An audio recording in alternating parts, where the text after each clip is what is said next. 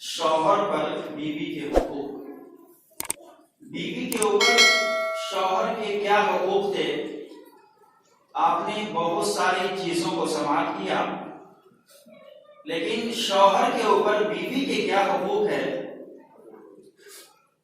اس کے اوپر بھی روشنی ڈالنا بہت ضروری ہے، نہیں تو ایک قسم کا دھوکہ ہو جائے گا، ظلم ہو جائے گا کہ بیوی کے اوپر جتنے حقوق ہے گنوا دیے گئے، لیکن شوہر کے اوپر کتنے حقوق ہے اسے بتایا ہی نہیں گیا۔ قرآن مجید جو فلاح انسانیت کے لیے بہترین ضامن ہے، بہترین کتاب ہے، بہترین قانون ہے، آپ اس سے پوچھئے اے قرآن مجھے اس بات کا علم دے کہ شوہر کے اوپر بیوی کا پہلا حق کیا ہے۔ تو قرآن مجید پارہ نمبر 4 سورۃ النساء آیت نمبر 4 آپ کو جواب دے گی، وَآتُوا النِّسَاءَ صَدُقَاتِهِنَّ نِحْلَةً، کہ دیکھو اپنی بیویوں کو سب سے پہلے تم اس کا حق مہر ادا کرو۔ شوہر کے اوپر بیوی کا یہ پہلا حق ہے کہ شوہر بیوی کو حق مہر ادا کرے۔ فَإِن طِبْنَ لَكُمْ عَنْ شَيْءٍ مِّنْهُ نَفْسًا، اگر وہ اپنی راضی خوشی سے اس مہر میں سے جو تم دے رہے ہو اگر وہ معاف کر دیتی ہے، کچھ حصہ لیتی ہے کچھ حصہ آپ کو ہی دے دیتی ہے، فَكُلُوهُ هَنِيئًا مَرِيئًا، تو تم راضی خوشی پا سکتے ہو۔ یہ اسلام نے اجازت دیا۔ اور بیوی جو اپنے شوہر سے حد درجہ محبت کرتی ہے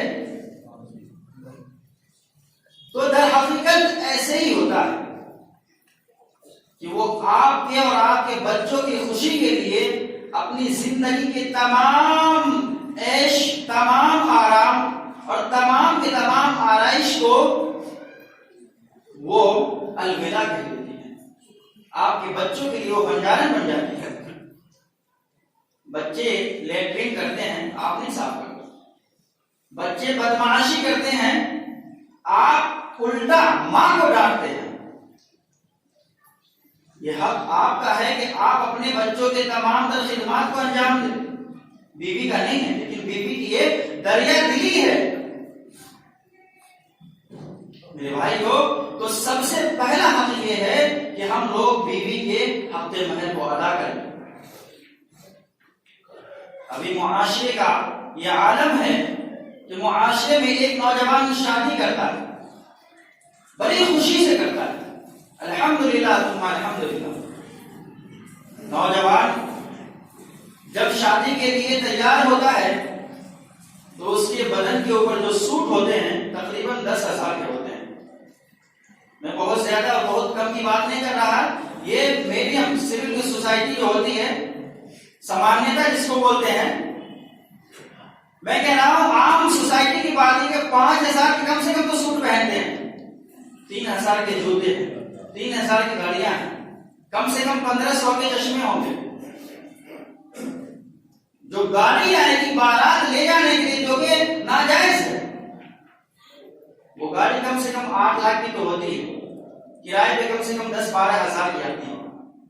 یہ تمام کی تمام چیزیں ایک نوجوان مہیا کر لیتا ہے، لیکن جب اس نوجوان سے پوچھا جائے کہ آپ نے اپنی بیوی کو اپنے مہر کتنا دیا، بولتے ہمارے پاس طاقت کہاں؟ علیم صاحب ہمارے پاس طاقت کہاں ہے، ہم حق مہر ادا کریں گے؟ ہاں، ایک نکتہ میں یہاں بتاتا ہوں کہ یہ ہماری بھی ذمہ داری تھی کہ ہم اسلام کو کھول کھول کر کے بیان کرتے، تمام مسائل کو اسی طریقے سے بیان کرتے جس طریقے سے پیارے حبیب صلی اللہ علیہ وسلم نے بیان کیا ہے۔ تو وہ صاحب جب جاتے ہیں، وہ نوجوان جب جاتا ہے ایک مفتی صاحب کے پاس، قاری صاحب کے پاس، حافظ صاحب کے پاس، امام صاحب کے پاس، تو امام صاحب بھی یہاں ڈنڈی مار دیتے ہیں، اگر 10 درہم نہیں ہے تو نکاح نہیں ہوگا۔ وہ سوچتے کہ 10 درہم نہ ہوگا اور نہ ہی ہم ہفتے مہر ادا کریں گے، تو چلو ہم جتنی بھی مہیا کر سکے اپنی شادی میں اپنے دوست کو احباب کو لے کر کے کر لیتے ہیں، لیکن حق مہر ہم سے نہیں ہو پائے گا۔ میرے بھائی ہو، یہ چیز دیکھنا تھا امت محمد صلی اللہ علیہ وسلم کو۔ اگر آپ پیارے حبیب صلی اللہ علیہ وسلم کی سوسائٹی کا جائزہ لیتے ہیں تو میں نے آپ کے سامنے حدیث بیان کی تھی، اللہ کے رسول صلی اللہ علیہ وسلم کی زندگی کا واقعہ، آپ صلی اللہ علیہ وسلم فیصلہ فرماتے ہیں۔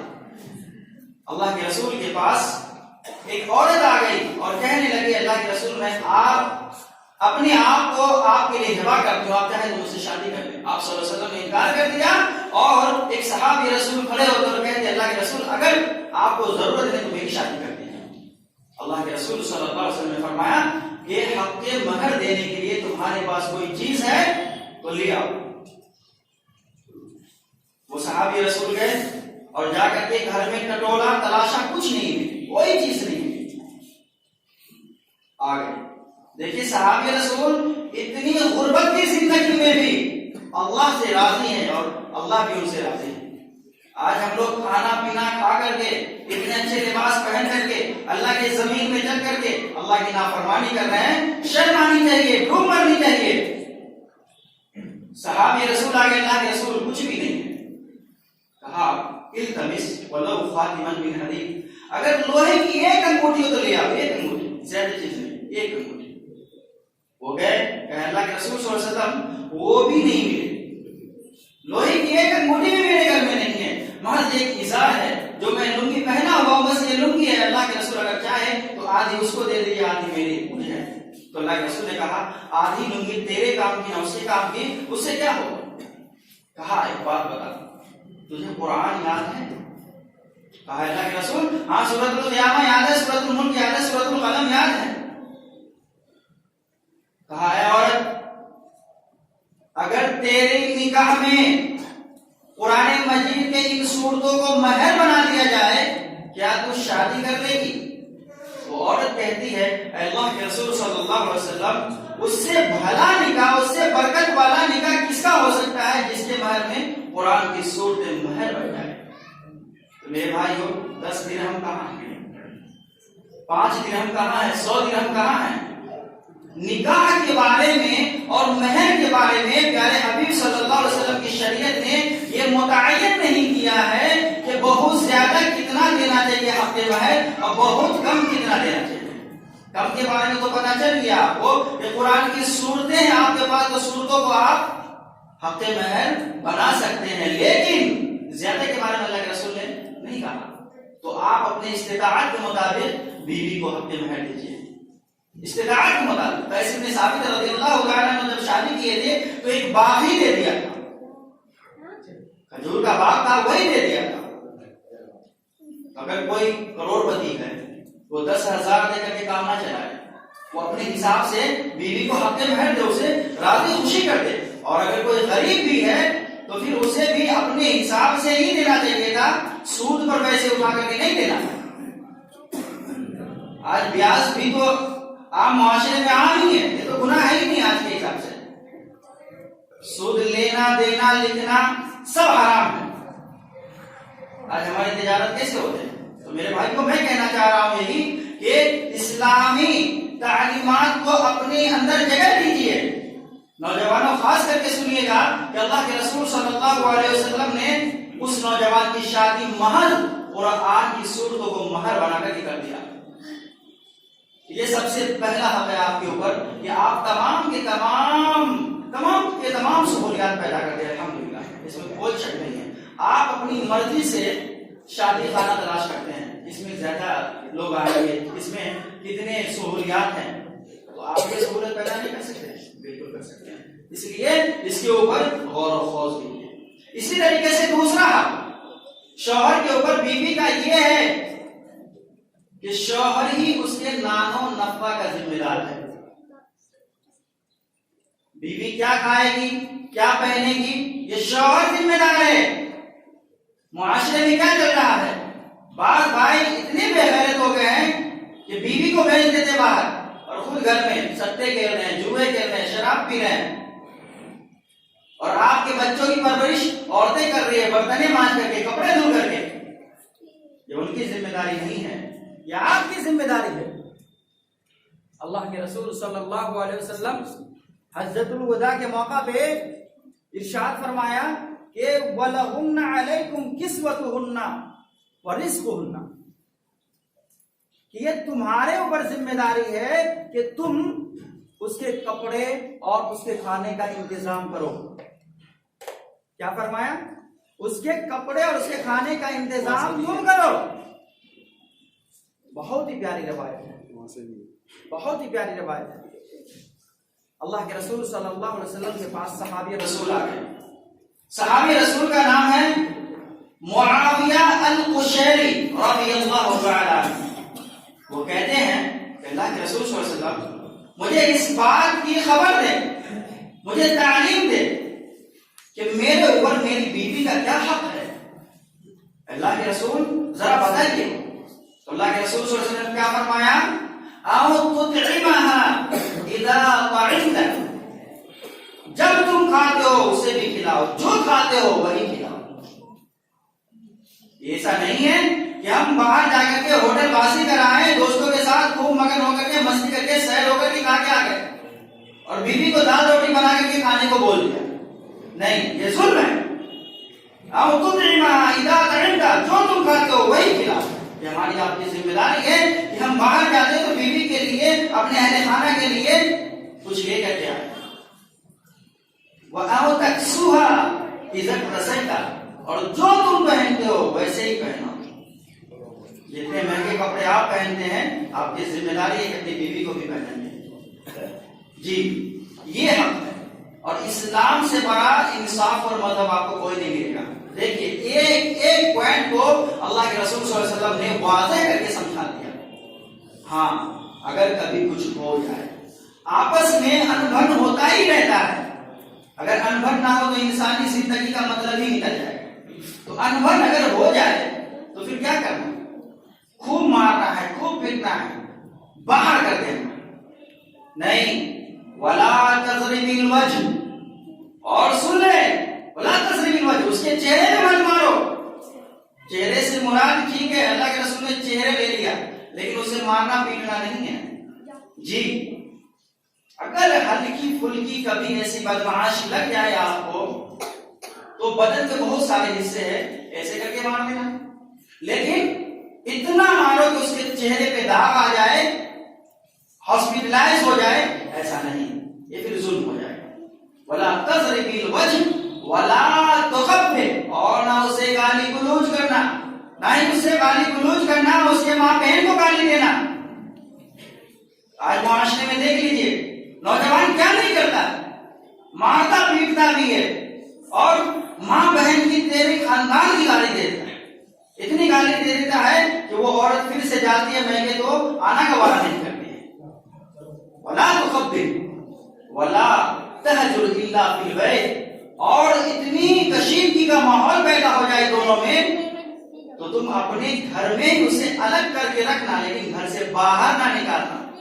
معاشرے میں کیا چلتا ہے، گلی میں دیکھ لینا کتنی مائیں بہنیں چلاتی رہتی ہیں، چیختی رہتی ہیں، لیکن ہمیں رحم نہیں آتا، گھسٹ گھسٹ کر کے مارا جاتا، بھگایا جاتا ہے۔ میرے بھائیو، یہ اللہ کے رسول صلی اللہ علیہ وسلم نے کہا کہ یہ عورت کے اوپر ظلم ہے، اور عورت اگر مظلومہ ہے تو وہ اگر بد دعا دے گی تو انشاءاللہ آپ کو پڑ جائے گی، وہ بد دعا کاٹی نہیں جائے گی۔ اس لیے مظلوموں کے بد دعاؤں سے بچیے۔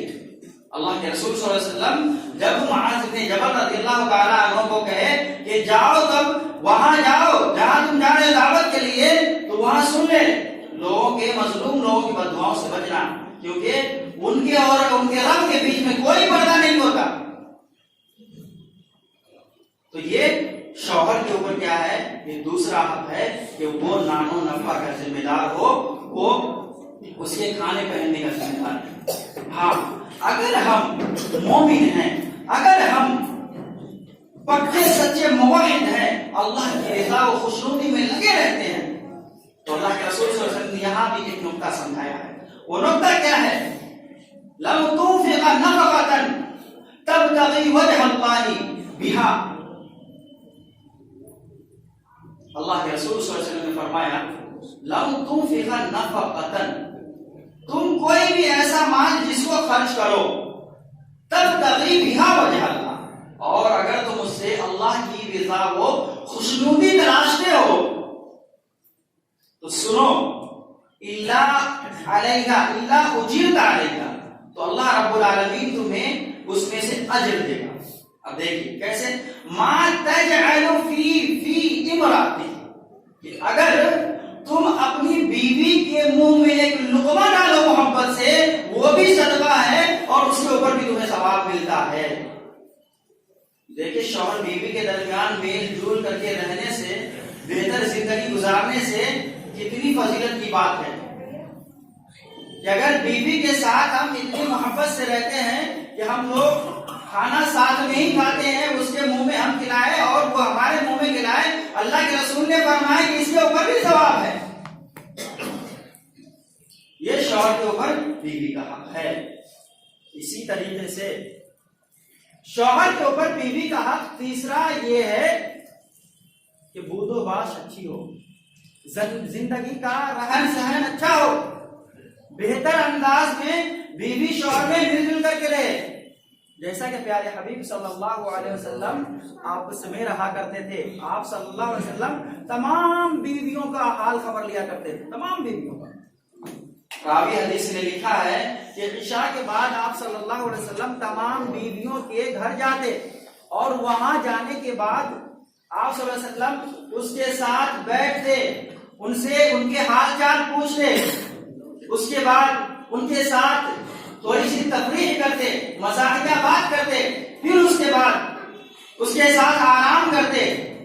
آپ صلی اللہ علیہ وسلم اپنی بیویوں کے ساتھ اس طریقے سے رہا کرتے تھے۔ یہ پیارے حبیب صلی اللہ علیہ وسلم کا اخلاق ہے۔ آج تو ہم ایک ہی میں پریشان ہیں، ایک ہی بیوی ہمارے پاس ہے پھر بھی پریشان ہیں۔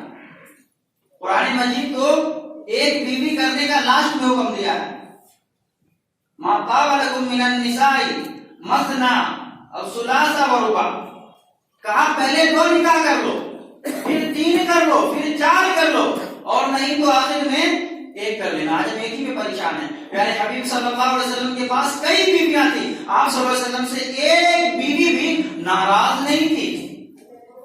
تب تو پیارے حبیب صلی اللہ علیہ وسلم کی حدیث ہے، حضرت ابو ہریرہ رضی اللہ تعالیٰ عنہ حدیث کے راوی ہے، سنن ترمذی 6211 نمبر کی غالباً روایت ہے، وہ کہتے ہیں کہ پیارے حبیب صلی اللہ علیہ وسلم نے فرمایا اکمل المؤمنین خلقا، کہ تم میں سب سے بہتر ایمان والا، سب سے بڑا مومن، اچھا مومن، اللہ کی نظر میں پسندیدہ مومن وہ ہے جو اپنے اخلاق کے اعتبار سے بہتر ہو۔ اپنے اخلاق کے اعتبار سے آپ کا اخلاق جتنا ہی بہتر ہوگا، آپ اللہ کے اتنے ہی محبوب ہوں گے۔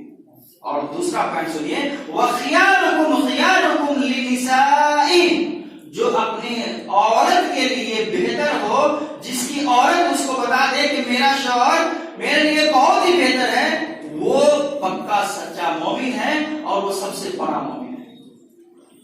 اگر ایگزام لے لیا جائے معاشرے کی تمام اسلامی ماں اور بہنوں سے کہ آپ کے شوہر آپ کے ساتھ کیسے رہتے ہیں، ہمیں نہیں پتا ہے کہ 10% عورت بھی بولے کہ الحمدللہ میرے شوہر میرے لیے بہتر ہے، کیونکہ ہم نے اتنے اسے ستائے ہیں، اتنے مظالم ڈھائے ہیں کہ وہ کہاں بھول سکے گی، ان ظلموں کو کہاں رکھے گی۔ میرے بھائیوں، تو اپنی زندگی کے ہم سفر کو آپ بہتر رکھیں، خوش رکھیں، یہ تیسرا حق آپ کے اوپر ہے۔ اسی طریقے سے چوتھا حق اور آخری حق شوہر کے اوپر ہے۔ قرآن مجید بھی کہہ رہا ہے کہ اگر تمہارے درمیان ایسی کشیدگی کا ماحول ہو جائے کہ تمہیں اس کا اخلاق پسند نہیں ہے اور اسے تمہارا اخلاق پسند نہیں ہے، تمہیں اس کا کردار پسند نہیں ہے اور اسے تمہارا کردار پسند نہیں ہے، ہوتا ہے، بڑی بات نہیں ہے یہ، اور نہ ہی عیب کی بات ہے کہ ہماری جو بیوی ہے ہو سکتا ہے کہ ہمارے انداز اسے پسند نہیں ہو سکتا ہے۔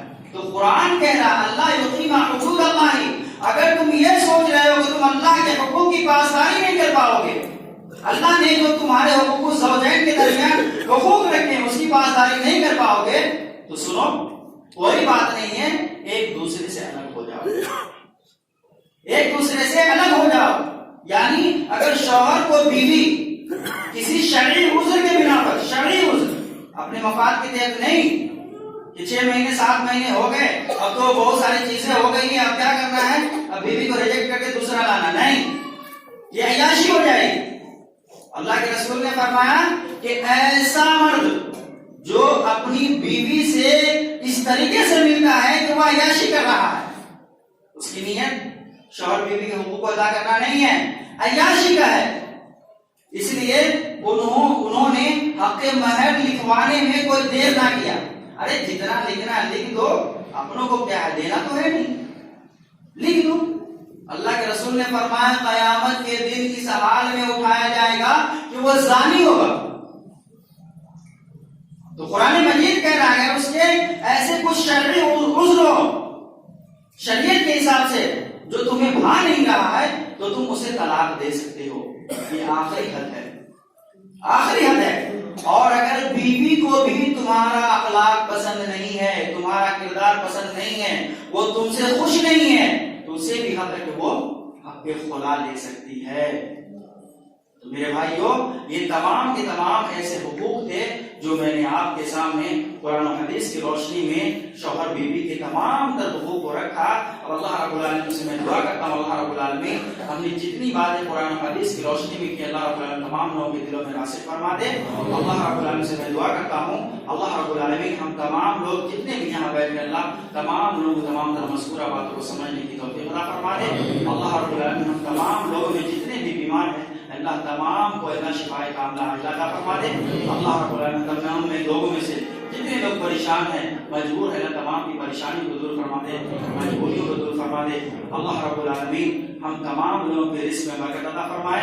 اللہ رب العالمین ہمیں جب تک زندہ رکھ، اسلام پر ایمان پر زندہ رکھ۔ اللہ رب العالمین ہمارا جہاں بھی خاتمہ ہو، جیسا بھی خاتمہ تھا تو خاتمہ بالخیر ہو، آمین۔ سبحان